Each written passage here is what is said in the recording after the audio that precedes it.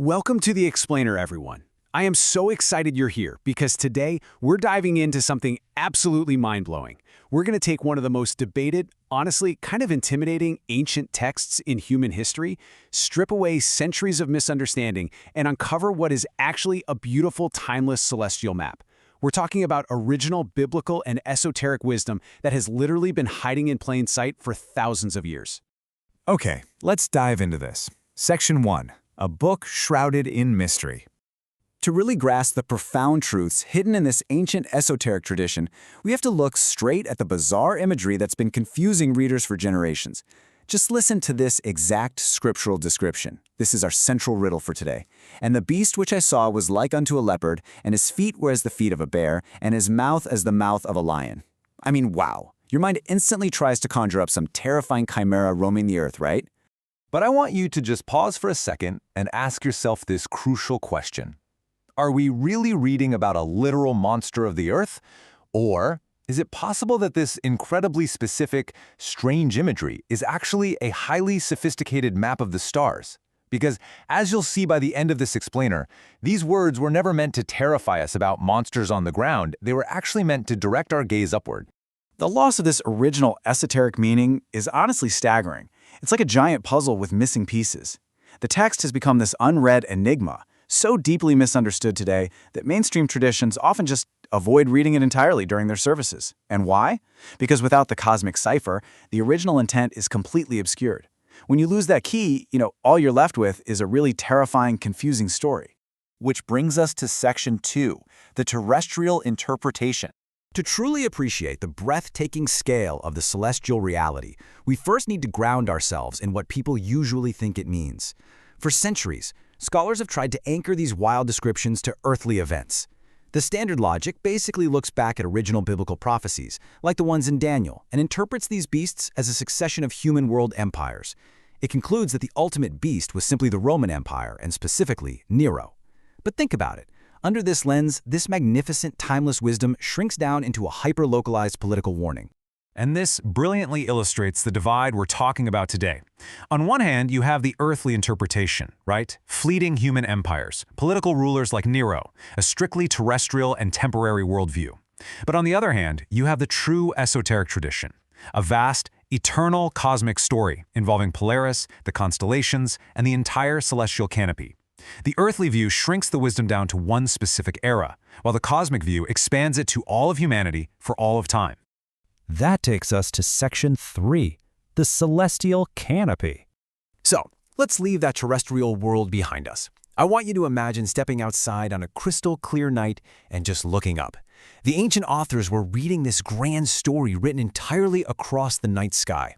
The absolutely crucial first step here is establishing the center of this cosmic map. If you're reading ancient esoteric texts about a king sitting on a throne in the center of a kingdom, well, the celestial equivalent is Polaris, the North Star. The entire night sky visually revolves right around it. It is the steady anchor point, the cosmic throne of our celestial story.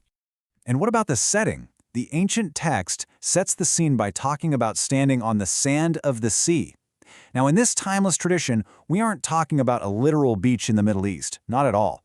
The sea represents the vast, dark, cosmic ocean of space. The sand is simply the horizon line that you stand upon. As the Earth turns, the constellations appear to rise majestically right out of that cosmic ocean, over the horizon.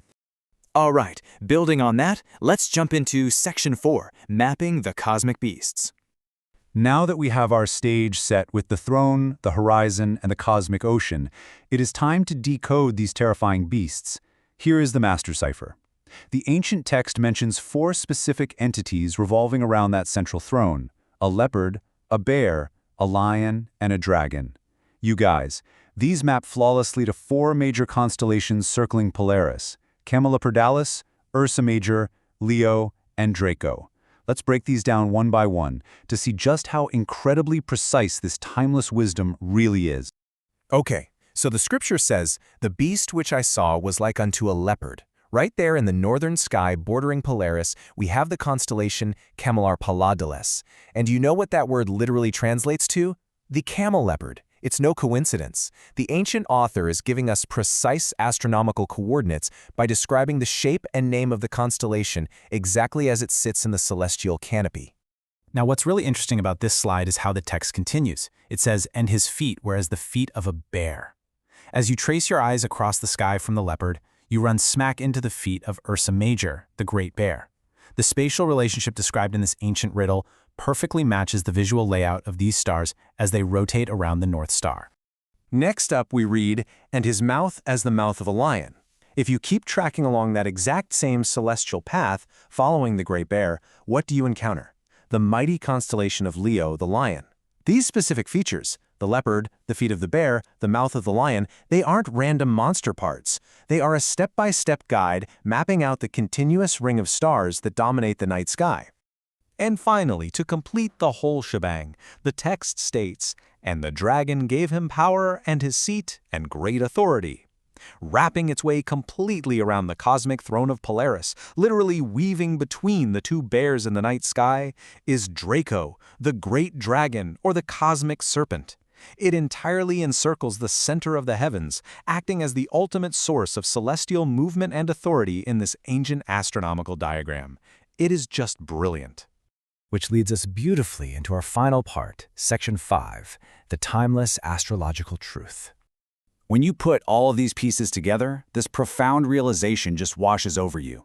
This isn't some terrifying prophecy about the end of the world, and it isn't a narrow historical critique of earthly empires. It is original, timeless wisdom. As this quote so beautifully summarizes, we are dealing with a great cosmic story that's written right above every single human being's head. No matter what century you're born in or where you live, you can walk outside, look up, and read the exact same eternal story our ancestors preserved for us. By decoding these beasts, we've unlocked a doorway into how our ancestors viewed the universe, not with fear, but with a profound cosmic understanding. But this brings us to a really compelling final thought. If this confusing ancient text is actually a perfect cipher for the heavens, what other esoteric secrets embedded in ancient myths and scriptures are hiding in plain sight in the stars above us right now? Thank you so much for joining me on this explainer. Keep looking up and never stop questioning.